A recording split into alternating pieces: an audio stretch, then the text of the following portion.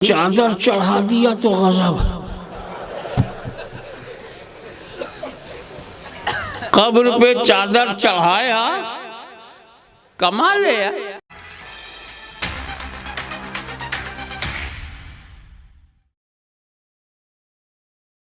चढ़ाते हम हैं, चिढ़ाते वो हैं। मात्राओं का अंतर मालूम है। चढ़ाते हम हैं, चिढ़ाते वो हैं। चढ़ाने में जबर है, चिढ़ाने में जेर। हम जबर हैं, वो जेर। और आगे की सोचो, कैसे चिढ़ाते हैं? क्या कब्र में जो अल्लाह का वली, जो महा सूफी संत अल्लाह वाला कब्र में लेटा है, क्या उसको ठंडक लगती है? जो ऊपर से गिलाफ चढ़ाते हो, चादर चढ़ाते हो, क्या उसको सर्दी लगती है? इस टांटिंग का मेरे पास दो जवाब है। एक जवाब जाहिलाना है, एक आलिमाना है। कौन सा जवाब दूं? मजमे में दोनों है क्या?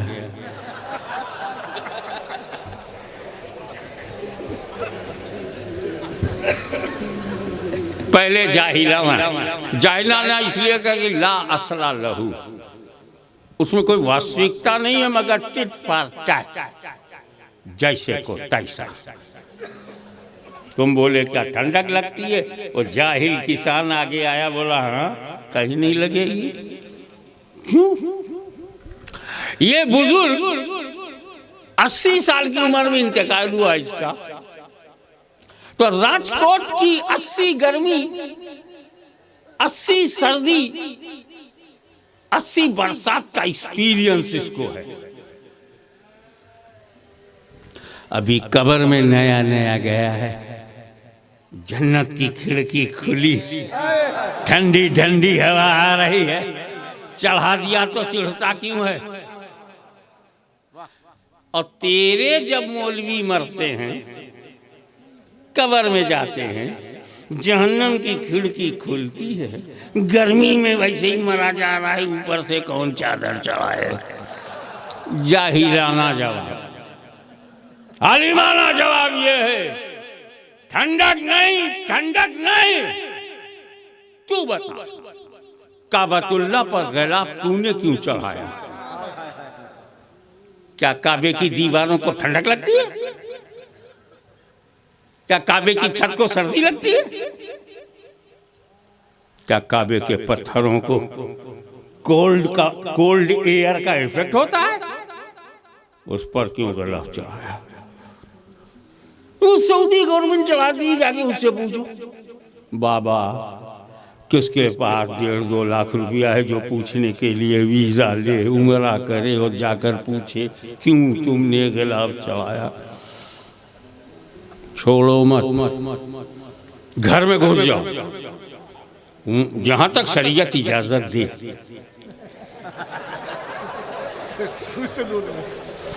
जब वो तेरे घर, तेरी ये तेरा बाहरी कमरा, हाँ ये क्या कुरान है, इस पर भी गिलाफ है? तो क्या कुरान के टाइटल पेज को ठंडक लगती है? क्या कुरान के कवर को ठंडक लगती है? कुरान पर गिलाफ क्यों चढ़ाया? ये चिढ़ाने वाली जमात क्या जवाब दे? मैं जवाब देता। उसका जवाब मैं बड़े आराम से दूंगा और ये कहूँगा कि भाई मेरे, आप ये बताइए कि आप चले जाओ और बुखारी शरीफ ले आओ। मौलाना गए, आधे घंटे के बाद बुखारी लेके आए। मैंने कहा मौलाना एक किताब ढूंढने में आधा घंटा लग गया। फिर मैंने एक प्रोफेसर को भेजा, प्रोफेसर साहब मेरी लाइब्रेरी में जाइए और discovery of India written by Jawaharlal Nehru, very academic book, and properly introduce Indian culture, Indian history, discovery of India ले आइए, 40 मिनट में आए। अरे क्यों इतना पढ़ा लिखा आदमी नेहरू जी की लिखी किताब को 40 मिनट में क्यों ले आया? शायखुल हदीस 30 मिनट में बुखारी ले आए। क्या हुजूर क्या करूं? आपकी अलमारी खोला, एक मोटी सी किताब निकाला, पलट के देखा सही मुस्लिम है, अंदर किया, फिर एक मोटी सी किताब निकाला, पलट कर देखा इब्ने माजा, अंदर किया, फिर एक मोटी सी किताब निकाली, पलट कर देखा जामे तिरमिजी है तो अंदर किया, जामे अबू दाऊद है तो अंदर किया। 50 किताब देखने के बाद एक मोटी सी किताब निकाली, पलट कर देखा बुखारी शरीफ है तो लेके आ रहा हूँ, 30 मिनट लग गया। और आप क्या करूँ? आपकी लाइब्रेरी किताबों का जंगल।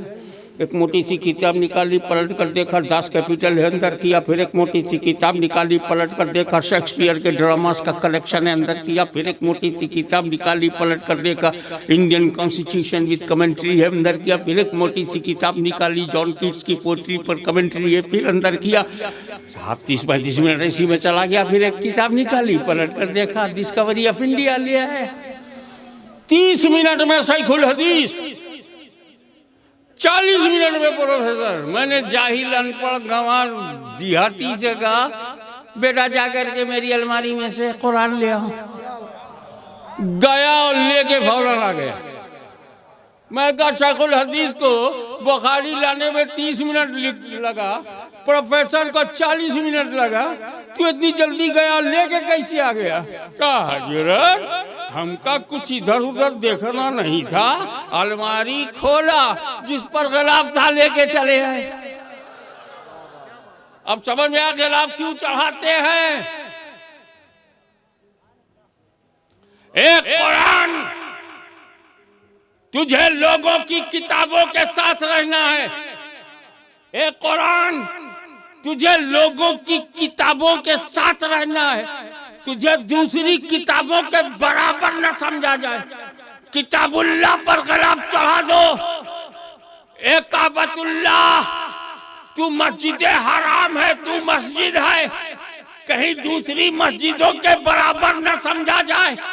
काबतुल्लाह पे गिलाफ चढ़ा दो। और ए वलीउल्लाह, कब्रिस्तान में दूसरे मुर्दों के साथ तू लेटा है, कहीं दूसरे मुर्दों के बराबर न समझा जाए। वलीउल्लाह पे गिलाफ चढ़ा दो।